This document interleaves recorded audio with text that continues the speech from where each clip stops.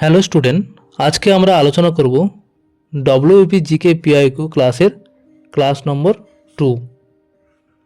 আজকে আমরা আলোচনা করব ডব্লিউপি লেডি কনস্টেবল প্রিলিমস 2023 সালে ডব্লিউপি লেডি কনস্টেবলের যে প্রিলিমস পরীক্ষা হয়েছিল সেখানে যেসব প্রশ্নগুলো জিকে থেকে এসেছিল, অর্থাৎ কারেন্ট অ্যাফেয়ার্স বাদে যেগুলো ইতিহাস, ভূগোল, পলিটি এইসব বিষয়গুলো থেকে এসেছিল সেগুলো নিয়ে আমরা বিস্তারিতভাবে আলোচনা করব। কারণ সামনে রয়েছে কেপি পুলিশের পরীক্ষা। তো সবাই ভিডিওটি মন দিয়ে দেখবে, কারণ প্রিভিয়াস ইয়ার থেকে অনেক প্রশ্ন কমন আসে। আর প্রিভিয়াস ইয়ারকে যদি আমরা বিস্তারিতভাবে আলোচনা করে পড়াশোনা করি তাহলে সেখান থেকে কিন্তু কমন আসবেই। তো দেখবে সবাই ভিডিওটি। আবার কিছুদিন পরে ডব্লিউপি ফর্ম ফিল আপ হবে। চলো আমরা শুরু করি যে ডব্লিউপি লেডি কনস্টেবল প্রিলিমস পরীক্ষা যেটা 2023 সালে হয়েছিল সেখানে কেমন কেমন প্রশ্ন এসেছিল। ওকে,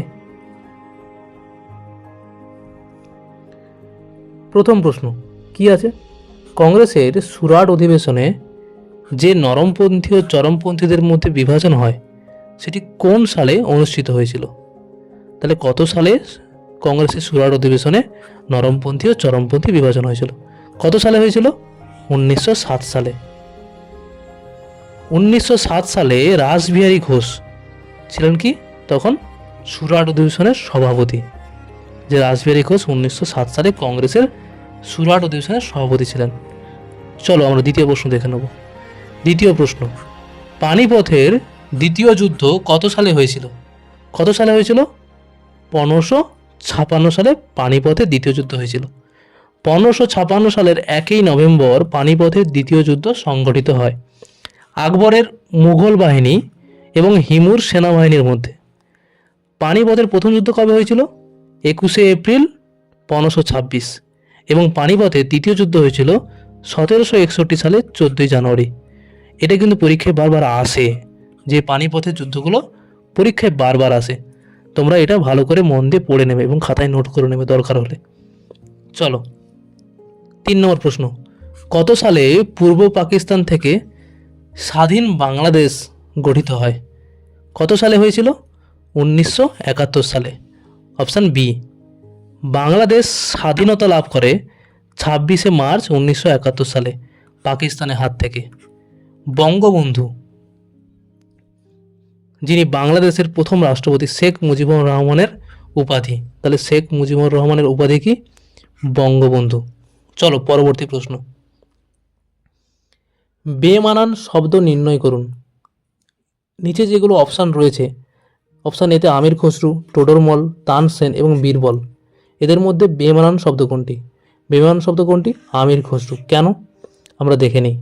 আমির খসরু ছিলেন দিল্লি সুলতানের 7টিরও, অর্থাৎ বলবান, মুহম্মদ এবং কাকুবাদ, আলাউদ্দিন খিলজি, মোবারক শাহ খিলজি এবং গিয়াসউদ্দিন তুঘলক বেশি শাসকের রাজ দরবারের সাথে যুক্ত একজন প্রসিদ্ধ শাস্ত্রীয় কবি।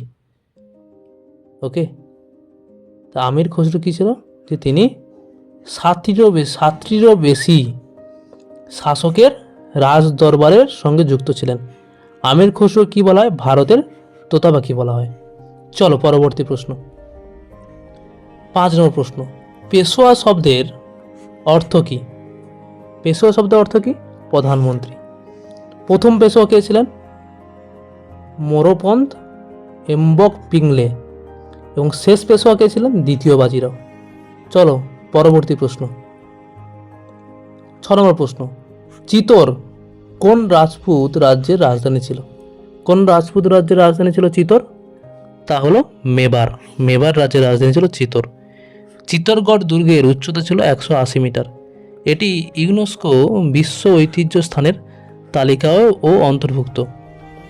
রানা কুম্ভপ্রসাদ এই দুর্গের প্রাচীনতম স্মৃতিস্তম্ভ। তাহলে এই দুর্গের প্রাচীনতম স্মৃতিস্তম্ভ কী ছিল? রানা কুম্ভপ্রসাদ। চলো 7 নম্বর প্রশ্ন, মারাঠা ও কেশরী, এটা বারবার পরীক্ষায় এসেছে, যে মারাঠা ও কেশরী নামক যে পত্রিকা, এই দুটি পত্রিকা কে সম্পাদন করেছিলেন? কে? বাল গঙ্গাধর তিলক। বাল গঙ্গাধর তিলক লোকমান্য নামে ও পরিচিত। বা লোকমান্য তিলক নামেও পরিচিত। আধুনিক শিক্ষার প্রসারের জন্য তিনি একটি বিশিষ্ট সংগঠন ডেকান এডুকেশন সোসাইটি প্রতিষ্ঠা করেন এবং পুনেতে ফার্গুসন কলেজও প্রতিষ্ঠা করেছিলেন। ওকে, চলো পরবর্তী প্রশ্ন। নেতাজি সুভাষচন্দ্র বোস নিম্নলিখিত কোন স্থানে জন্মগ্রহণ করেছিলেন? এটা সহজ প্রশ্ন। উত্তর কী হবে? অপশান বি, উড়িষ্যার কটক শহরে। সুভাষচন্দ্র বসু 1897 খ্রিস্টাব্দে 23শে জানুয়ারি ব্রিটিশ ভারতের অন্তর্গত বাংলা প্রদেশের উড়িষ্যা বিভাগের কটক শহরে জন্মগ্রহণ করেন। তার মাতা প্রভাবতী বসু এবং পিতা জানকীনাথ বসু। জানকীনাথ বসু ছিলেন একজন সফল সরকারি আইনজীবী। চলো পরের প্রশ্ন। কলকাতায় এসআইটিক সোসাইটির প্রতিষ্ঠা কে করেন? কে করেছিলেন এসআইটিক সোসাইটি? করেছিলেন কে? Option D, sir William Jones. বাংলার Asiatic society William Jones Kolkata fort উইলিয়ামে 15ই জানুয়ারি 1784 সালে তিনি প্রতিষ্ঠা করেছিলেন। 10 নম্বর প্রশ্ন। মহাবলীপুরমের সপ্তরথ মন্দির কোন রাজবংশের সৃষ্টি? কোন রাজবংশের সৃষ্টি? পল্লব রাজবংশের। মহাবলীপুরমের রথ গুহা মন্দিরগুলি পল্লব রাজা প্রথম নরসিংহ বর্মন, তাহলে পরীক্ষায় এটা এসেছিল অনেকবার, যে মহাবলীপুরমের রথ মন্দির কোন রাজা সময় তৈরি হয়েছিল? কার সময়? প্রথম নরসিংহ বর্মনের সময়, 7ম এবং 8ম শতাব্দীতে এটি তৈরি করেছিলেন।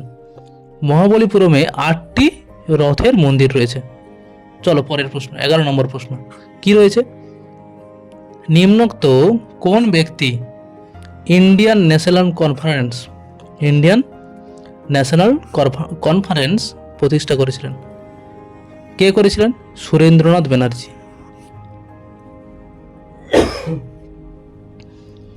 ইন্ডিয়ান ন্যাশনাল কনফারেন্সকে ভারতীয় জাতীয় কংগ্রেসের পূর্বসূরি হিসেবে বিবেচনা করা হয়।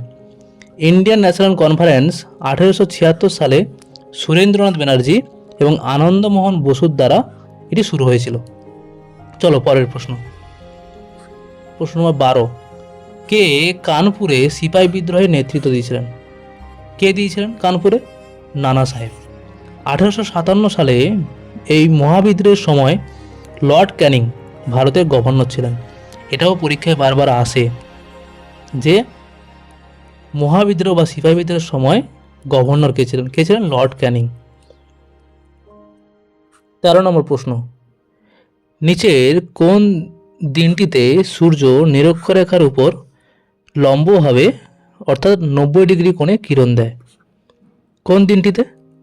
সেটা হলো 21শে মার্চ। ওকে, চলো পরের প্রশ্ন। 14 নম্বর প্রশ্ন। ভারতের সংবিধানের জনক কাকে বলা হয়? কাকে বলা হয়? Doctor B R. আম্বেদকরকে। তিনি গণপরিষদের খসড়া কমিটির সভাপতি ছিলেন এবং ভারতীয় সংবিধান প্রণয়নে গুরুত্বপূর্ণ ভূমিকা পালন করেছিলেন। ওকে, আমার একটু ঠান্ডা লেগে আছে, একটু হয়তো ভয়েসটা একটু ডিস্টার্ব হতে পারে, তোমরা মানিয়ে নেবে, কিন্তু ক্লাসটি মন দিয়ে করবে। ওকে, 15 নম্বর প্রশ্ন। লোয়েস কি দ্বারা গঠিত ভূমিরূপের উদাহরণ? কি দ্বারা? বায়ু দ্বারা। অতি সূক্ষ্ম বালিকণা বায়ুপ্রবাহ দ্বারা পরিবাহিত হয়ে মরুভূমির সীমানার অনেক দূরে নিয়ে গিয়ে জমা হয়ে যে সমভূমি গঠন করে তাকে লোয়েস সমভূমি বলে। যে বালুকণাগুলি বায়ুপ্রবাহ দ্বারা মরুভূমির সীমানার অনেক দূরে নিয়ে গিয়ে জমা হয়ে যে সমভূমি গঠন করে তাকে বলে লোয়েস সমভূমি। বিশিষ্ট জার্মান ভূবিজ্ঞানী রিকটোফেন সর্বপ্রথম লোয়েস চিহ্নিত করেন। চলো পরের প্রশ্ন। নিচের কোনটি সবথেকে উৎকৃষ্ট কয়লার উদাহরণ? কোনটি? সেটা হলো অ্যান্থ্রাসাইট। আমরা জানি কয়লা কয় প্রকার? 4 প্রকার, যে অ্যান্থ্রাসাইট, বিটুমিনাস, লিগনাইট এবং পিট। অ্যান্থ্রাসাইট হচ্ছে এই সবচেয়ে উৎকৃষ্ট মানের কয়লা। অ্যান্থ্রাসাইট কয়লাতে প্রায় 80% থেকে বা 80 থেকে 90% কার্বন থাকে। এটি শক্ত কয়লা। ভারতে এটি প্রধানত জম্মু কাশ্মীর রাজ্যের রিয়াসি জেলায় পাওয়া যায়। আর বিটুমিনাস কয়লা ভারতের সবচেয়ে বেশি পাওয়া যায়। এটি মাঝারি মানের কয়লা, কারণ বিটুমিনাস কয়লাটি ভারতের সব জায়গায় প্রায় পাওয়া যায়। 17 নম্বর প্রশ্ন, নিচের কোনটি একটি রিট নয়? কোনটি? সেটা হলো কি স্পেশাল লিভ পিটিশন। আমরা জানি কি টোটাল 5টি রিট রয়েছে আমাদের ভারতীয় সংবিধানে। এবার একটু জেনে নিই ডিটেলসে। সুপ্রিম কোর্টের ধারা 32-এর অধীনে যে আর্টিকেল 32-এ কী রয়েছে, হাইকোর্ট এবং সুপ্রিম কোর্টের ধারা 32 এবং হাইকোর্টের ধারা 226 এর অধীনে হেভিয়াস কর্পাস, ম্যান্ডামাস, প্রহিবিশন, সার্টিওরারি এবং কোয়া ওয়ারেন্টার, এই 5 ধরনের তারা রিট জারি করতে পারে। ওকে, তারা রিট কয়টি? 5টি রিট মনে রাখবে এবং 5টি রিটের যে মানে সেগুলো মনে রাখবে। এই নিয়ে আমি একটা ক্লাস করাবো, তোমরা চিন্তা করো না। ওকে, চলো পরের প্রশ্ন। 18 নম্বর প্রশ্ন, ক্ষেত্রী এই খনিটি কোন ধাতু উত্তোলনের জন্য বিখ্যাত? কোন ধাতু উত্তোলনের জন্য বিখ্যাত? তামা। ক্ষেত্রী খনি রাজস্থানে অবস্থিত। ক্ষেত্রী থেকে 10 কিলোমিটার দূরে অবস্থিত ক্ষেত্রীনগর তম্বা প্রকল্প নামে পরিচিত। 19 নম্বর প্রশ্ন, ইমপিচমেন্টের মাধ্যমে নিচের কোন ব্যক্তিকে তার পদ থেকে সরানো যেতে পারে? কাকে সরানো যেতে পারে? রাষ্ট্রপতিকে। ভারতের রাষ্ট্রপতি ইমপিচমেন্ট প্রক্রিয়াটি হলো অর্ধ বিচার বিভাগীয় প্রক্রিয়া। ভারতীয় সংবিধানে 61 নম্বর ধারায় ভারতের রাষ্ট্রপতির বহিষ্কারের পদ্ধতির প্রদান করা হয়েছে। তাহলে কত নম্বর ধারায় ইমপিচমেন্টের কথা বলা হয়েছে? 61 নম্বর আর্টিকেল। পরীক্ষা কিন্তু আসে, এটাও আসে যে কত নম্বর ধারায় রাষ্ট্রপতি ক্ষমতা এই কি বলে পার্ডন মানে ক্ষমা করার অধিকারের কথা বলা হয়েছে, সেটা 72 নম্বর আর্টিকেলে। এগুলো পরীক্ষায় আসে। ভারতের রাষ্ট্রপতি বহিষ্কারের প্রক্রিয়া সংসদের যে কোনো কক্ষে শুরু করা যেতে পারে। ভারতের রাষ্ট্রপতির ইমপিচমেন্ট শুরুর একমাত্র শর্ত হচ্ছে সংবিধান লঙ্ঘন। ওকে, চলো পরের প্রশ্ন। 20 নম্বর প্রশ্ন, প্রতি বছর লোকসভায় কে বাজেট পেশ করে? কে করে? সেটা হচ্ছে অর্থমন্ত্রী। বাজেটকে ভারতের সংবিধানের 112 নম্বর ধারাতে বার্ষিক আর্থিক বিবৃতি হিসেবে উল্লেখ করা হয়েছে। কেন্দ্রীয় বাজেট হলো একটি আর্থিক বছরের বার্ষিক আর্থিক বিবরণী, যা সরকারের আয় এবং ব্যয়ে অন্তর্ভুক্ত। অর্থ বিলটি ভারতীয় সংবিধানে 110 নম্বর ধারায়। তাহলে বাজেট রয়েছে কত? 112 নম্বর ধারায়, এটা বাজেট। আর 110 নম্বর ধারায় কী রয়েছে? অর্থ বিল। এগুলো কিন্তু পরীক্ষা আসে। পরের প্রশ্ন, 21 নম্বর প্রশ্ন, সুপ্রিম কোর্টের বিচারপতি অবসর গ্রহণের বয়স কত বছর হওয়া দরকার? তা হলো কি 65 বছর। ভারতের প্রধান বিচারপতি অর্থাৎ চিফ জাস্টিস অফ ইন্ডিয়া সংবিধানের ধারা 124-এর ক্লজ 2 এর অধীনে ভারতের রাষ্ট্রপতি দ্বারা নিযুক্ত হন। তাহলে সুপ্রিম কোর্টের প্রধান বিচারপতি কার দ্বারা নিযুক্ত হন? রাষ্ট্রপতি দ্বারা। সুপ্রিম কোর্ট ও হাইকোর্টের বিচারপতিদের সঙ্গে পরামর্শ করে রাষ্ট্রপতি প্রয়োজনে মনে করে প্রধান বিচারপতিকে নিয়োগ করেন। ওকে, পরের প্রশ্ন, প্রত্যেক ক্রিয়ার সমান ও বিপরীতমুখী প্রতিক্রিয়া রয়েছে। এটি নিউটনের কোন গতিসূত্রের উদাহরণ? কোন গতিসূত্রের উদাহরণ? তৃতীয় গতিসূত্রে। আমরা গতিসূত্র নিয়েও একটা ক্লাস করব। সাঁতার কাটার সময় একজন ব্যক্তি তার হাত দিয়ে পিছনের দিকে ক্রিয়াবল প্রয়োগ করে এবং তার প্রেক্ষিতে জল একটি বিপরীতমুখী বল প্রয়োগ করে মাধ্যমে ব্যক্তিটি সামনের দিকে ঠেলে দেয়। ব্যক্তিকে সামনে, যখন মানুষ সাঁতার কাটে তখন কি হয়? তার হাত দুটো কী করে জলকে চাপ দেয়, তখন জল কী করে তাকে একটা ক্রিয়া প্রয়োগ করে, এর মাধ্যমে কি হয়? সে সামনের দিকে এগিয়ে যায় ব্যক্তিটি। এটি কি নিউটনের তৃতীয় গতিসূত্রের উদাহরণ। ওকে, নেক্সট 23 নম্বর প্রশ্ন, কোষের সুইসাইড ব্যাগ কোন কোষ অঙ্গাণুকে বলা হয়? অর্থাৎ আত্মঘাতী থলি কাকে বলা হয়? লাইসোজোমকে। লাইসোজোম হলো একটি ঝিল্লি আবদ্ধ কোষীয় অঙ্গাণু, যা গলগি বডি এবং এন্ডোপ্লাজমিক রেটিকুলামের সাথে কোষের ঝিল্লি নেটওয়ার্কের একটি অংশ, যা সাধারণত প্রাণী কোষে পাওয়া যায়। প্রাণীদের যকৃৎ কোষ, বৃক্ক কোষ, স্নায়ু কোষ, আন্তরিক আবরণী কোষ, ম্যাক্রোফাজ কোষ, অস্থি, জরায়ু, মূত্রথলি, মনোসাইট, লিম্ফোসাইটে লাইসোজোম বেশি থাকে। তবে পেঁয়াজের বীজ কোষে, ভুট্টা, তামাকের চারা কোষের লাইসোজোমও দেখতে পাওয়া যায়।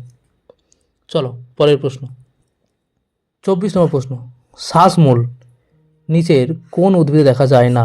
শ্বাসমূল নিচের কোন উদ্ভিদে দেখা যায় না? অনেক সময় পরীক্ষায় এইভাবে দেখা যায় না প্রশ্ন থাকে, তখন কিন্তু প্রশ্নটা ভালো করে মন দিয়ে পড়বে। কোন উদ্ভিদে দেখা যায় না? সেটা হলো কি কচুরিপানা।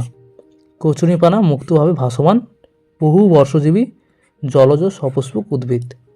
চলো পরের প্রশ্ন, 25 নম্বর প্রশ্ন, চাপ প্রয়োগের ফলে বরফের গলে যাওয়া এবং চাপ উঠিয়ে নিলে আবার কঠিন অবস্থায় ফিরে আসার এই ঘটনাকে কি বলা হয়? কি বলা হয়? পুনঃশীলীভবন। ওকে, এটা কি বলা হয়? পুনঃশীলীভবন। চলো পরের প্রশ্ন, 26 নম্বর প্রশ্ন, বিমানের কাঠামো নির্মাণে নিচের কোন ধাতুটির ব্যবহার সর্বাধিক? কোন ধাতুটি? অ্যালুমিনিয়াম। অ্যালুমিনিয়াম একটি মৌলিক পদার্থ যার প্রতীক হচ্ছে AI। পারমাণবিক সংখ্যা হচ্ছে 13, ভর কত? 26.98, যোজ্যতা হলো 3। এটি বোরন গ্রুপের সদস্য। ওকে, বাদবাকি ডিটেলস তোমরা দেখে নেবে সুন্দর করে যে অ্যালুমিনিয়ামের প্রধান আকরিকগুলি হলো কি কি ডায়াস্পোর, বক্সাইট, তারপরে গিপসাইট এবং ক্রায়োলাইটস ইত্যাদি। চলো পরের প্রশ্ন, 27 নম্বর প্রশ্ন, নিচের কোনটি পটাশিয়াম নাইট্রেটের রাসায়নিক সংকেত? কোনটি? KNO3। ওকে, পটাশিয়াম নাইট্রেটের রাসায়নিক সংকেত কি? KNO3। পরের প্রশ্ন, থাইরক্সিন হরমোন কোন গ্রন্থি থেকে ক্ষরিত হয়? কোন গ্রন্থি থেকে ক্ষরিত হয়? তাহলে কি পিটুইটারি। পিটুইটারি গ্রন্থিটি হলো একটি অন্তঃক্ষরা গ্রন্থি। মানব শরীরে যার ওজন 0.5 গ্রাম, এটা মস্তিষ্কের নিম্নাংশের হাইপোথ্যালামাসের নিম্নাংশ থেকে উৎপত্তি লাভ করে। পিটুইটারি গ্রন্থি ব্যাপক কার্যকলাপের জন্য একে অন্তঃক্ষরা সুইচবোর্ডও বলা হয় ও প্রভিগ্রন্থি নামেও এটাকে পরিচিত। ওকে, যে এটাকে অন্তঃক্ষরা সুইচবোর্ডও বলা হয়, কখনো কখনো একে মাস্টার গ্ল্যান্ডও বলা হয়। চলো পরের প্রশ্ন,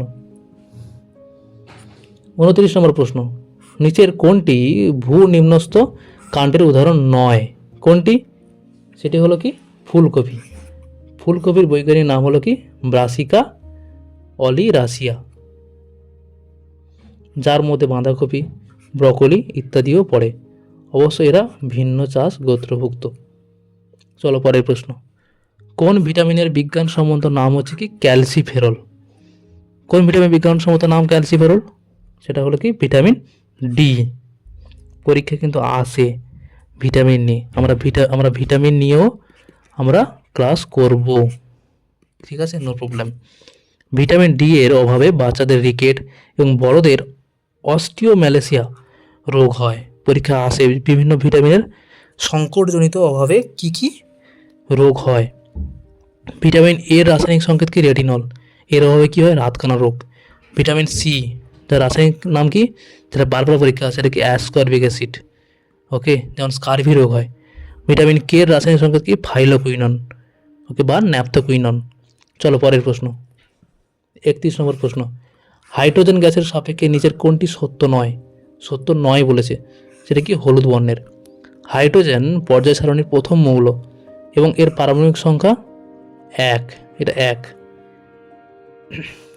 প্রোটিয়াম, ডয়টেরিয়াম বা ডিউটেরিয়াম এবং ট্রিটিয়াম হলো কি হাইড্রোজেনের 3টি আইসোটোপ। ওকে, তাহলে হাইড্রোজেনের কয়টি আইসোটোপ? 3টি, প্রোটিয়াম, ডিউটেরিয়াম বা ডয়টেরিয়াম এবং বা ট্রিটিয়াম। হাইড্রোজেনের সর্বাধিক বিশিষ্ট রূপ হচ্ছে কি প্রোটিয়াম।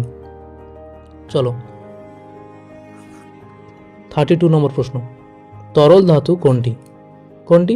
পারদ। এদের মধ্যে তরল ধাতু কোনটি? পারদ। পারদ একটি ভারী মৌলিক পদার্থ যার প্রতীক Hg।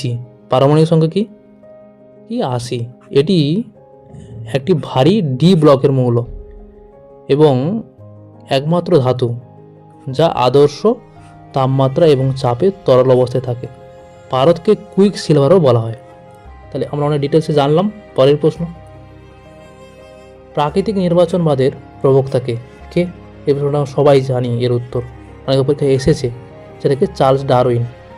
1859 সালে ডারউইন তার প্রাকৃতিক নির্বাচনের মাধ্যমে বিবর্তনের তত্ত্বটি বিশ্বের সামনে তিনি রেখেছিলেন। চলো পরের প্রশ্ন 34। কোনো একটি মাছকে জলের ভেতর দেখলে সেটিকে ওর সঠিক অবস্থান থেকে একটু উপরে ওঠা অবস্থায় দেখা যায়। এটা আলোর কোন ধর্মের জন্য হয়? কি সেটা? প্রতিসরণ। ওকে, যেমন কি একটা গ্লাসের মধ্যে যদি আমি একটা পেন্সিলকে রাখি, ওকে, দেখে মনে হয় পেন্সিলটা একটু উপরের দিকে আছে। ওকে, আলোক রশ্মি এক স্বচ্ছ মাধ্যম থেকে অন্য স্বচ্ছ মাধ্যমে যাওয়ার সময় মাধ্যমদ্বয়ের বিভেদ তলে তির্যকভাবে আপাতিত আলোক রশ্মি দিক পরিবর্তিত হয়। আলোক রশ্মির এই দিক পরিবর্তনের ঘটনাকে কি বলে? আলোর প্রতিসরণ। আমরা আলো নিয়ে একটা ক্লাস করব। ওকে, চলো পরের প্রশ্ন 35 নম্বর প্রশ্ন। কোটা শহরটি ভারতের কোন রাজ্যে অবস্থিত? কোথায় আছে? রাজস্থানে। কোটা শহরটি খুব বিখ্যাত একটি শহর। ওকে, আয়তনের বিচারে ভারতের বৃহত্তম রাজ্য হচ্ছে কি? রাজস্থান। রাজস্থানের বৃহত্তম শহর ও রাজধানী কি? জয়পুর। চলো পরের প্রশ্ন। আন্দিজ পর্বতমালা কোন মহাদেশে অবস্থিত? কোন মহাদেশে? দক্ষিণ আমেরিকা। আন্দিজ পর্বতমালা পৃথিবীর আন্দিজ পর্বতমালা পৃথিবীর দীর্ঘতম পর্বতমালা। আন্দিজ পর্বতমালা উত্তর থেকে দক্ষিণে 7টি দেশ Venezuela, Colombia, Ecuador, Peru, Bolivia, Chile এবং আর্জেন্টিনা, এই 7টি দেশের মাধ্যমে বিস্তৃত। পরের প্রশ্ন 37 নম্বর প্রশ্ন। Vikram Sarabhai space research centre ভারতের কোন রাজ্যে অবস্থিত? Vikram Sarabhai space research centre কোথায় অবস্থিত? সেটা হলো কেরালা। ওকে, পরের প্রশ্ন। কেদারনাথ তীর্থস্থানটি কোন রাজ্যে অবস্থিত? কোথায় অবস্থিত? উত্তরাখণ্ড। কেদারনাথ মন্দির একটি জ্যোতির্লিঙ্গ। ভারতের উত্তরাখণ্ড রাজ্যের গাড়োয়াল হিমালয় পর্বতশ্রেণীতে অবস্থিত। কেদারনাথ শহরে মন্দাকিনী নদীর তীরে স্থাপিত একটি শিব মন্দির। তাহলে এই ছিল টোটাল 38টি প্রশ্ন।